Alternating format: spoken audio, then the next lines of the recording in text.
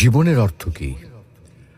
আপনার জন্ম হয়েছিল বস্ত্রহীনতার মধ্যে দিয়ে এবং আপনার মৃত্যু হবে বস্ত্রহীনতার মধ্যে দিয়ে।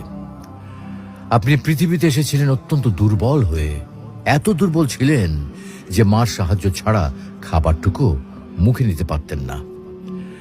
আপনি যখন এই পৃথিবী ছেড়ে চলে যাবেন তখনও আপনি অত্যন্ত দুর্বল আর অসহায় থাকবেন।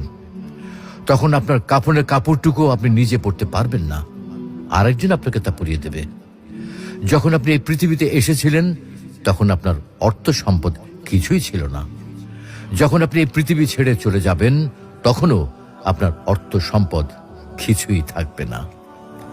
আপনাকে প্রথম গোছল যেমন অন্য কেউ দিয়েছিল, তেমনি আপনার শেষ গোছলও অন্য কেউ দেবে। আপনি যেমন পৃথিবীতে একা এসেছিলেন, ঠিক তেমনি ভাবে আপনাকে পৃথিবী থেকে একাই চলে যেতে হবে। আপনার সঙ্গে